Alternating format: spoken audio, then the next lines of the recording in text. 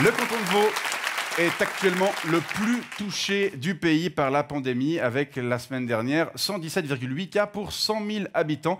Les autorités ont annoncé mardi dernier de nouvelles mesures pour tenter de contenir la propagation du virus. Fermeture des discothèques, interdiction des réunions privées de plus de 100 personnes, port du masque obligatoire dans tous les lieux publics fermés, tout en ayant décidé d'assouplir ces règles de mise en quarantaine, notamment à cause d'un manque de personnel pour effectuer le traçage. Le canton et ses autorités ont fait l'objet de vives critiques dans la presse alémanique en milieu de semaine et on va en parler avec vous. Marco Rubli, bonsoir. Bonsoir, monsieur. Vous êtes journaliste au Blick, Oui. un quotidien qui titrait mercredi en une « Alarme Corona dans le canton de Vaud ». Oui, c'est clair, hein, le canton de Vaud, c'est le nouveau cluster. Hein, il faut absolument, ce n'est pas drôle, il faut silence, il faut absolument éviter cette zone rouge. Hein. D'ailleurs, moi-même, je suis venu ici au Genève en passant par le Lötschberg, le canton de Wallis et San Pellegrino. Non, comment ça s'appelle? Je sais pas. Évian, oui. Ah oui, Évian. Évian,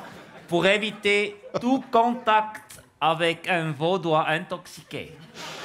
Je comprends. Alors, juste, je me permets de vous signaler que moi-même, je suis vaudois. Non. Si. Attendez, mais- j'ai ce qu'il faut. Non, c'est bon, du calme, j'ai ce qu'il faut. Du calme, oui. Mettez ce masque. Non, mais attendez, monsieur. non, vous mettez ce On a masque. une distance de sécurité. Ça m'intéresse pas, je prends aucun risque avec un Vaudois, vous mettez ce masque, sinon j'interromps immédiatement cette interview, est-ce que c'est clair? Ok, c'est clair. Oh, ouais, je ouais, peux pas être intoxiqué par des micro-gouttelettes, Ouais, Vaudois toxiques. Ça marche. C'est Voilà. bon? C'est bon? Ouais, Ok, vous vous sentez mieux? un petit peu. Ok. Vous n'avez pas l'impression, monsieur Rubli, d'en faire un peu trop, vous et vos confrères? Enfin, le Tages-Anzeiger écrivait dans ses colonnes mercredi, je cite, « Vaud représente un danger pour la Suisse. » Et c'est vrai, et ce n'est pas nouveau. Vous savez, jusqu'ici, le canton de Vaud, et d'ailleurs toute la Suisse romande, représentait un danger économique pour la Suisse, hein, à cause de la paresse et de l'alcoolisme de ses habitants. Et... Ouais, silence. Ouais. Et la La sauvagerie. preuve par l'exemple. Et la sauvagerie, et l'indiscipline, surtout, hein, c'est clair. Et désormais, le canton de Vaud représente un danger sanitaire pour la Suisse à cause de la paresse et de l'alcoolisme de ses autorités. Hein.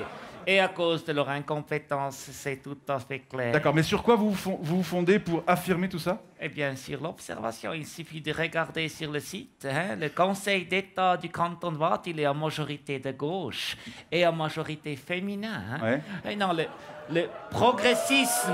Non, mais le progressisme... Oui, laissons-le aller au bout de Oui, cette un peu de démonstration. discipline. Oui, on a compris. Dominement, Poursuivez. le progressisme, c'est bien joli sur le papier, mais quand il y a une crise grave à gérer, il faut laisser faire les gens sérieux. Ok, je vous signale quand même que le Conseil d'État vaudois a été un des premiers à prendre des mesures fermes, On m'a dit, en rendant par exemple obligatoire le port du masque dans les commerces, et ce, il y a déjà 2 mois et demi. Oui, mais malheureusement, et apparemment, ça n'a pas suffi. Hein. Ouais.